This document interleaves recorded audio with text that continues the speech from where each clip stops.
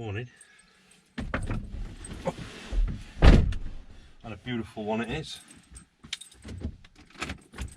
Boys have just been fed. Oh, turn that off. Boys have just been fed. We're just going to go down to the shop now and get some breakfast milk, cereal. The cupboard is bare, and I've just not been bothered to replenish it with me doing bits and pieces up in Derbyshire, trying to whittle it down. But one thing I haven't got, which I love in the morning, is some milk for a coffee and me crunching up cornflakes. If you'd like to feast your eyes on that lovely blue sky, got the day to enjoy it.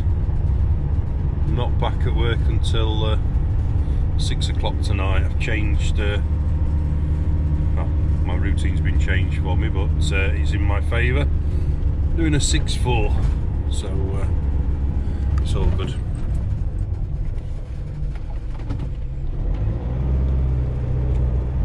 Expect to see people out this time in the morning, but fellow camper, always wave a fellow camper across.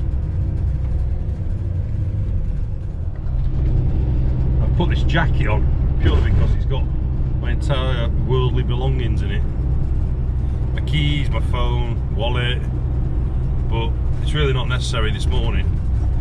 It's already 22 degrees on the van and we're just coming past 7:15. It's boiling. I think it's forecast to be the hottest day of 2020, either today or tomorrow. So it certainly started off with its promise, or honouring its promise. It probably makes you very lethargic, and that's not good for motivating yourself to go out of work of an evening. But can chill for the rest of the day at least, and it's not raining. Be a bit warm for the dogs though. Right, just about to get to the shop now, so pick a few bits and pieces up. Well, we've rock and rolled it up this morning. We've only come away with a box of bran flakes. We used to have bran flakes all the time. Loved them. For some reason I changed to crunching up cornflakes because my dad had them, and since then I had crunching up cornflakes and I left my bran flakes behind. But I saw them this morning, had a bit of a craving. I thought, ooh, bran flakes, keep you regular. Right, let's get that cup. Dear. Right, let's get that coffee on. I am craving coffee and some bran flakes. It's going to be scorching. Oh, then we've got 2 to do, tonight and tomorrow, and then we're on today's off again. Can't come fast enough. I do love this this working pattern. It's like a rota. You do 6, then you have 4 off. So it's worth it. It's a bit disruptive because there's nights involved, and it plays havoc with your sleep and pattern and just your metabolism in general. Your eating and sleeping's all to cock. You get used to it eventually. It does age you. And I'm only 21. But it affords you the 4 days off, and that means you can go away. If you've got a camper van, I have, means you can go away in your camper van 4 days or 3 days, or however long you want, because it's just a flexible option.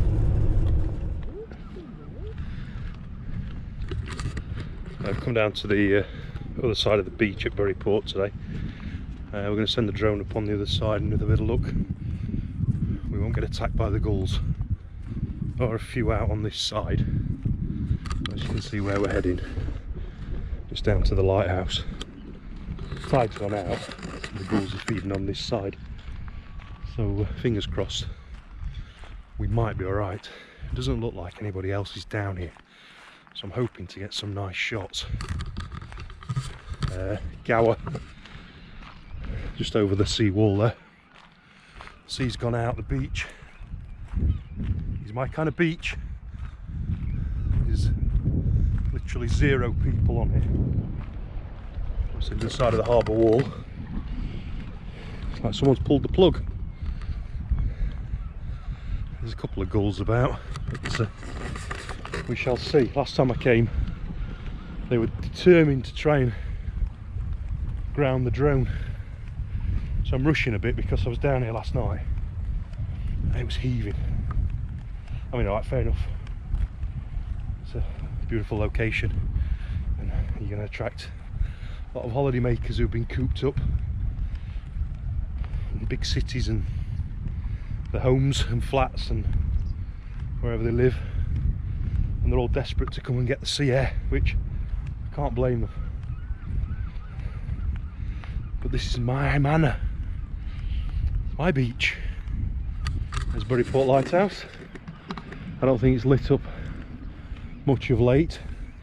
It has a small light, but I say it's a tidal estuary, so the mouth of it is just over there.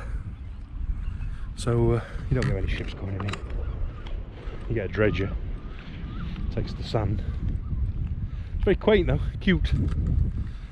It's nice to see they've managed to keep things like this. There's Whitford Lighthouse over there. I was reading up on that the other day. A big cast iron construction. It does look tiny from over this side, but when you get close up, which you can walk to from the other side, when the tide's gone completely out. There's the beach over there. There's a few dog walkers. But yes. And then a couple of kite surfers right down there. It's quite a keen area for, gets quite a bit of wind up this channel. So I'm out of breath because I'm rushing a bit. Further down the estuary they tend to congregate right at the mouth of it, but you do get them on this bit here. They just tend to get a bit choppier. The hardcore come up here. The smell is proper seaside smell. It's beautiful. But fingers crossed, we have got it all to ourselves at the moment. There's a couple of gulls. Might be alright.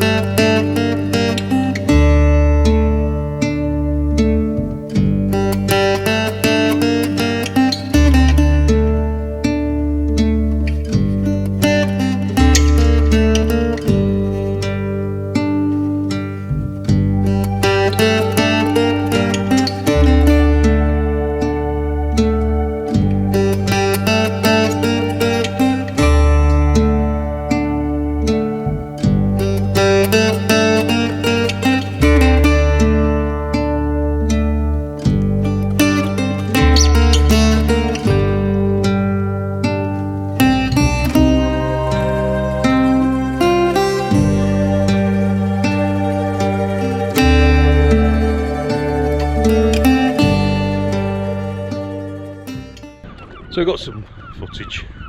I know you can hear them. The gull gang are over there and over there. Every time I send it up, they do get closer and closer. There's a couple of jets as well practicing. They come over from Anglesey. They come down here. There's a range further down. They kind of do a loop over the estuary, over Gower, and then they kind of back up that coastline. It does say on 3 apps that this is, I think obviously they fly above 400 feet, which, I think this would be an area where you wouldn't be able to fly one, but it's marked, it's over near the Pembrey airport, which is out of or no-go area. This area is clear, you can fly here, as long as you're not flying over people, you're alright. And the beaches are dead at the moment, so Oh, it's just so peaceful there. There's no holiday makers. Yeah, for the next 6 weeks it's going to be busier than normal. I wouldn't say it'd be rammed, but it's my kind of morning. I can hear another jet. There's another jet up there. I don't know if you can make him out. He's just banking off now and then straightening up, and he'll probably be back in wherever he's going. Anglesey in probably like 15 minutes at that speed. I mean, that's the full length of Wales. Don't know how fast they go, but that's shifting. It's a damn sight faster than my drone.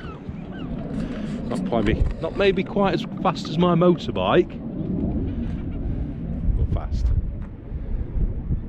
Me and my dad texted me back actually. It's choked me up a bit. I used to watch him with my dad and we went to Anglesey. That's it.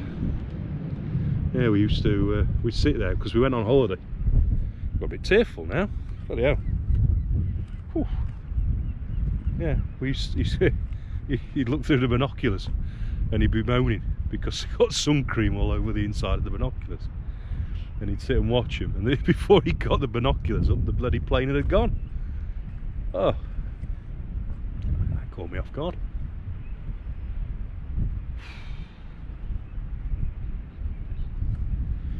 Oh.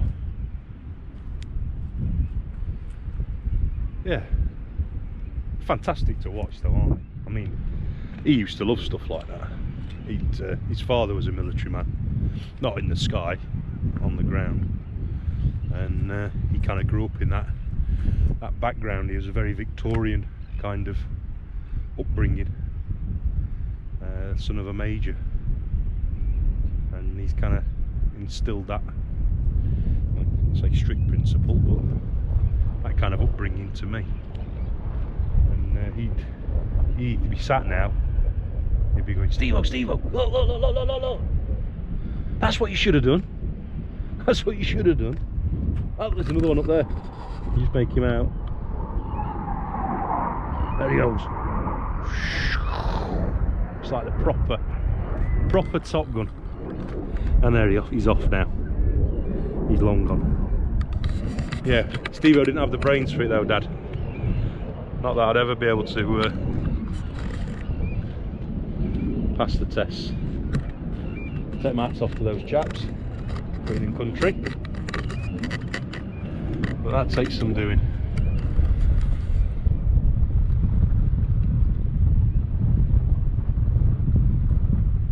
Oh, it's beautiful. As I said earlier, it's the hottest day, or planned to be the hottest day. Probably not over here in the UK. It's probably more south. Always hotter in London, as the weatherman says. But yeah. It's going to be warm here. It's not going to be scorching. There'll be a few red bodies making their way back from the beach later. I don't doubt. I've got Squinterville on now, and I hope I'm not silhouetted. I keep trying to. It's difficult to record towards the sun, but otherwise you kind of get silhouetted if I turn back towards it. So yeah, Whitford Lighthouse. If you're local to here, you'll probably know about it. But other than that, if you don't, just get a chance, just Google it, and it's kind of an eerie structure.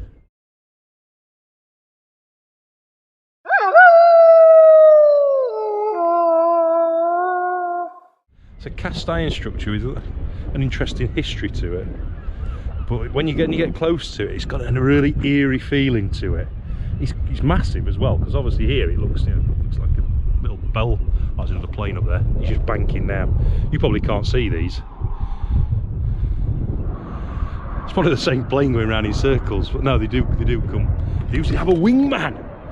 Now that structure over there is enormous. It's just so far away from it. And over there is Llangennith Beach. I always get my feet. Let me touch the screen a second. I get my finger there. So that area there is where the surfer dudes go. There's quite a big static. You can probably just make them out on the hill. I don't know whether probably just there. There's like a static caravan site. It's not many caravans, and all the surfer dudes go there. Then round the corner is Rosilly, which is there. and then over there around the there around the corner is Worm's Head, which we can see when I go up to Kidwelly, which I've been on one of the previous videos. You can look back and you can see Worm's Head from like the ferry side kind of side of it, of Carmarthenshire. And that whole coastline over there is beautiful, incredible. This whole coastline is beautiful as well, but you get to look back at that one as well. So you've got best of both worlds. I mean, these beaches, everyone goes to Cornwall, and you know, I can understand why. The Riviera of England, the English Riviera. But these beaches, I mean, all right, it gets busy. My version of busy is maybe 100 people on a beach. But here, look at the size of the beaches. Golden sand. I know my friend Sheila, who I used to work with, they've been down here. They loved it. And I've got a relative, Bill Shepherd. He's been down, and he loved it as well. He was down here. So yeah, it's if you're planning a holiday, there's worse places to come. Although we do have our fair share of rain, but you get a day like this, who needs to be abroad? Who would run the risk of having to quarantine for 14 days, or the flight cancelled, or get stuck in foreign territories and land? Now, some might see it as a good point. You ain't going to come back here. But waking up here is gorgeous. The kite surfers are now up. They've made their way down to the water's edge because the sea has, it's literally like someone's pulled the plug out. It's retreated right back. And the RNLI station, which you've seen me film from the other side, I've been down on this beach previously. That's a fantastic structure, and I've got a colleague, Andy Williams. He did some charity along with other people. Everyone contributed, and I've donated money, not vast amounts, but wherever I see the little pots, the yellow pots, it will go towards it through sponsorship. He did a bike ride along the coast, and it was a long way for him, but it created this unbelievable structure. And again, am I pointing at the, where is it now?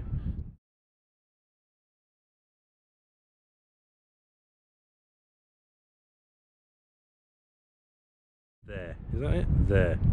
Incredible structure, and it's, I mean, it launches. I mean, the amount of people that come down here, most people are responsible. But when you see those guys in action, and the waves, when this comes in and it's choppy, they're heading out into it, and I've seen them in action. And they're all working in other jobs and environments. They all are just, they're not full time, and they serve the community. Again, like the guys in the sky are the guys on the sea, and they protect everybody, and they do it unconditionally.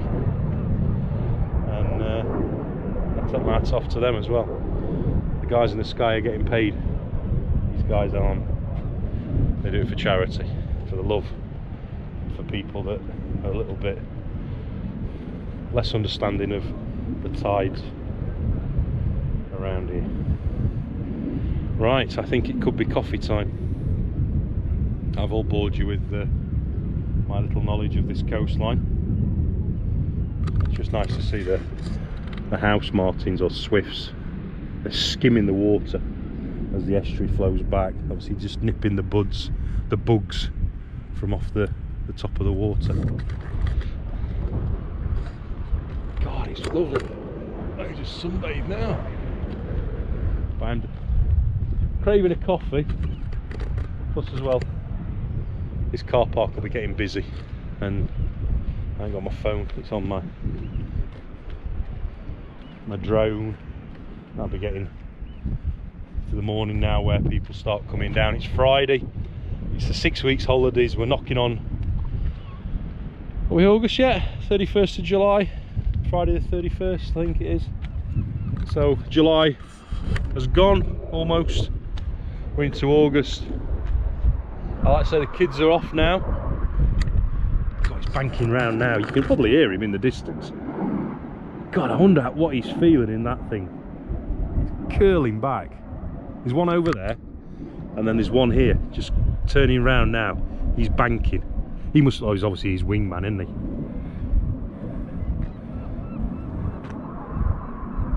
Just following him.